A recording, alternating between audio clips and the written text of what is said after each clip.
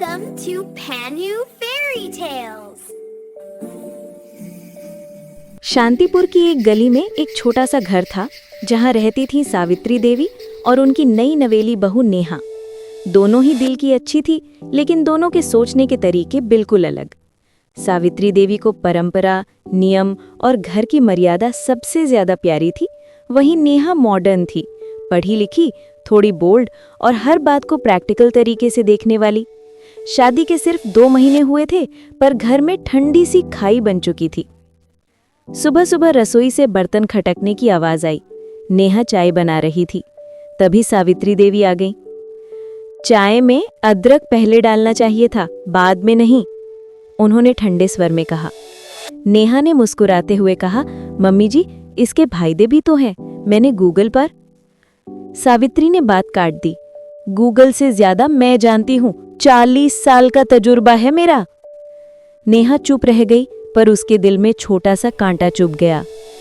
क्या मैं कुछ गलत कर देती हूँ? उसी दिन दोपहर में सावित्री देवी की सहेली शकुंतला आंटी अचानक आ गई। अरे सावित्री, तुम तो कह रही थी कि तुम्हारी बहू तुम्हारी इज्जत नहीं करती, क्या हुआ? नेहा दरवाजे पर ही सुन लेती है, उसका दिल उतर जाता है। मम्मी जी मेरे बारे में ऐसा सोचती हैं? शाम को नेहा चुपचाप वरांडे में बैठी आकाश को देख रही थी। उसकी आंखों में पानी था। इतने में उसके पति रोहन आया। क्या हुआ? नेहा ने गहरी सांस ली। मम्मी जी सोचती हैं कि मैं उनकी इज्जत नहीं करती। मैं तो कोशिश ही करती रहती हूँ कि वो खुश रहें। रोहन ने कुछ कहने से पहले ही हॉल में सावित्री देवी की आवाज गूंजी। नेहा, खाना बन गया क्या? आज मेरी पसंद के आलू पराठे बनाना। नेहा अंदर गई। वो मन ही मन तनाव में थी, हाथ कांप रहे थे। पराठा आधा जल गया। सावित्री देवी ने देखा और तानों की झड़ी लगा दी।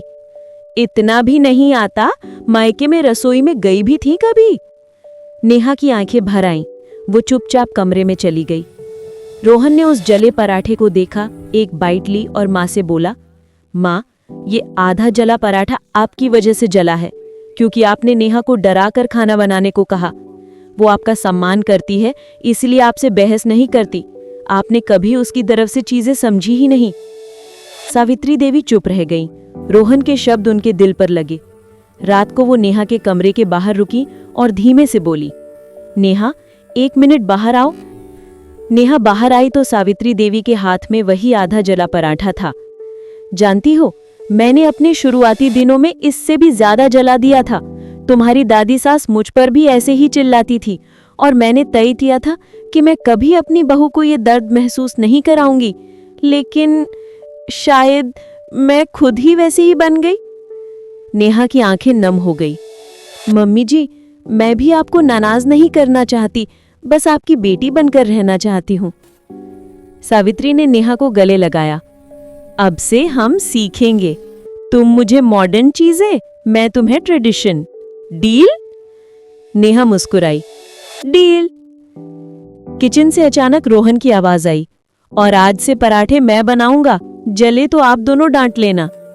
दोनों हंस पड़ी और घर में पहली बार असली अपनापन महसूस हुआ।